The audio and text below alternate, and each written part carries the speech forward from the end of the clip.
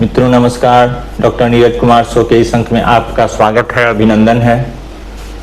मित्रों, अभी एक खबर चर्चा में है। महाराष्ट्र के नासिक में एक आईटी कंपनी है जिसको ज़्यादातर क्या सभी मेन स्ट्रीम मीडिया जो है छुपा करके चल रही है, उसका नाम बताने से परहेज कर रही है।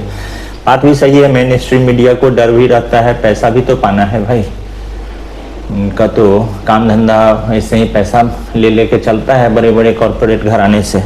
असल में वो आईटी कंपनी टीसीएस है, टाटा कंसल्टेंसी सर्विसेज।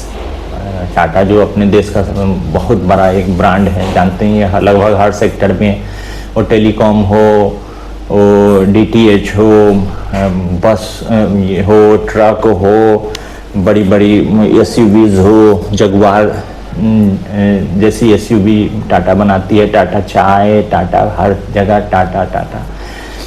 तो उसी कंपनी का है टीसीएस, और उसमें एचआर एक मुस्लिम महिला थी। एचआर ज़्यादातर महिलाएं ही होती हैं, उसमें भी हैं, लेकिन मुस्लिम महिला है। और उसमें जो 6-7 जो टीम लीडर थे वो सारे मुस्लिम थे।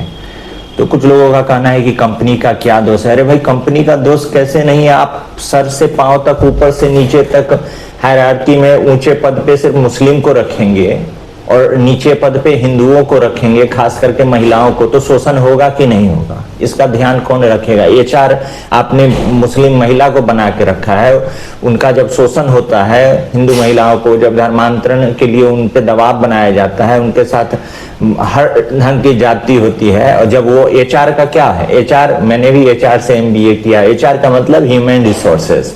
एचआर का कंपनी में मेन काम होता है एम्प्लॉय का जो कहीं सिलेक्शन है उसका जो एक डाटाबेस है, उनका डॉक्यूमेंट्स वगैरह चेक होना, उनको प्रॉपर, उनको कोई दिक्कत तो नहीं हो रही है, उनको सैलरी समय पे जा रहा है कि नहीं जा रहा है, उनकी अगर छुट्टी है तो वो मंजूर हो, या इस ढंग से। मतलब एचआर एक कंपनी के एम्प्लॉय और कंपनी जो एम्प्लॉयर है उसके बीच की एक महत्वपूर्ण कड़ी है। आप तो ऐसे लोग को वहां बिठा देंगे जो कुछ सुनने को तैयार नहीं है, वो खुद धर्मांध है, वो खुद जिहादी मानसिकता से प्रेरित है, तो किसी की क्या सुनेंगे? तो नासिक में जो घटना है ये केवल नासिक का नहीं है और केवल एक टीसीएस का नहीं है। जहां भी मुस्लिम अगर उच्च पद पे हैं, उनका एक ही काम है, उच्च पद पे हो, छोटे पद पे हो, ज्यादा पढ़े लिखे हो, कम पढ़े लिखे हो, ज्यादा पढ़े लिखे ज्यादा घातक हैं। ओसामा बिन लादेन भी पढ़ा हुआ था, ज्यादा इंजीनियर था सुनते हैं, और बगदादी भी काफी पढ़ा लिखा था, स्कॉलर था। तो वो जहां रहेंगे वो उस ढंग से, उनका अल्टीमेट गोल है जिहाद, जिहाद, जिहाद, जिहाद। उसको अल्लाह का काम मानते हैं। अल्लाह के काम के लिए किसी का गर्दन काट देना हो, किसी का यौन शोषण करना हो, किसी का कुछ करना हो, वो सब जायज है। क्योंकि अल्लाह का कहना है कि मेरा काम करो और हम सबसे बड़े न्यायाधीश हैं, और मेरे काम में अगर कुछ गलत भी कर जाते हो, खासतौर पे काफिरों के साथ, तो सब क्षम्य है।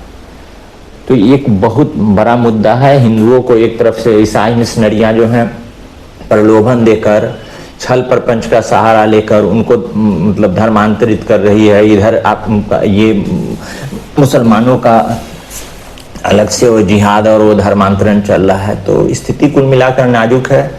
लेकिन मैं सराहना करूंगा महाराष्ट्र के भाजपा सरकार की, मुख्यमंत्री देवेंद्र फडणवीस की, जो उस तह में गए। उन्होंने कुछ महिला पुलिसकर्मियों को उस टीसीएस कंपनी में भेजा, एम्प्लॉय बनाकर। वहां से उन लोगों ने सारा भेद का उद्भेदन किया, सब पता लगाया, नहीं तो ये बात आई गई हो जाती और हिंदुओं का उसी ढंग से धर्मांतरण, शोषण सब कुछ होता रहता है। लेकिन मैं साधुवाद दूंगा देवेंद्र जी को, अगर वहाँ भाजपा की सरकार न हो करके कांग्रेस और इनकी अगर क्या नाम है इनका, शरद पवार की सरकार होती तो सब बदस्तूर चलता रहता।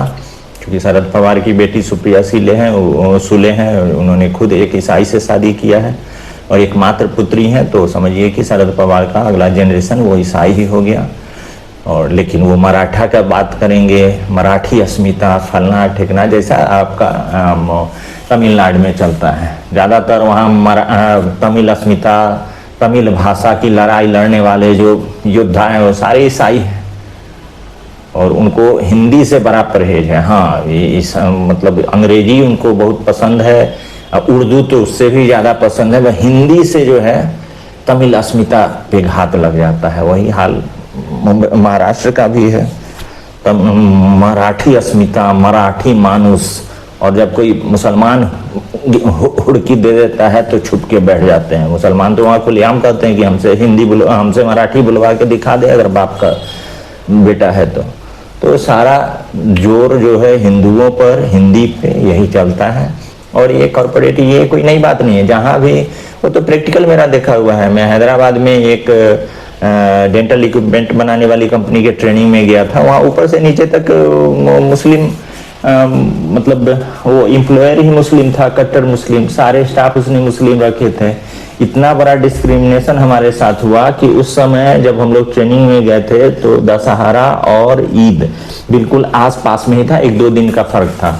हम लोगों को छुट्टी नहीं दिया वहाँ, लेकिन मुस्लिम जो 3-4 वहाँ आए थे, वो उसमें एक झारखंड का था, एक उधर साउथ का ही कहीं था, 2-3-4 लोग थे। उनको कंपनी अपने पैसे से उनका टिकट करवा के उनको भेजी, फिर वो लोग आए और उनका सारा ये तो चलता। ये हमारे कहने से जो हिंदू मुस्लिम सिख ईसाई आपस में भाई भाई, ये कहानी सुनाने से नहीं होगा। जो हकीकत है उसको हम मान लें या आंख मूंद लें, हकीकत नहीं बदल जाता है। अभी अगर मेरे सामने कुछ रखा हुआ है, उसको देख करके हम आंख बंद कर लेंगे तो वो चीज वहां से अदृश्य नहीं हो जाएगा। हाँ, मेरे आंख बंद करने से हम उसको नहीं देख पाएंगे, लेकिन सामने जो है वो तो हमको देख रहा है, वो तो अपना टारगेट चुन चुका है। तो यही बात है, स्थिति गंभीर है, ध्यान देने की बात है। और विशेष मैं क्या कहूँ, फिर मिलते हैं अगले वीडियो में। तब तक के लिए नमस्कार, जय हिंद, जय भारत। वीडियो पसंद आए तो लाइक करिए, सब्सक्राइब करिए। अगर कुछ कंट्रीब्यूट करना चाहते हैं तो हमारे QR कोड और फ़ोन पे कंट्रीब्यूट कर सकते हैं। धन्यवाद।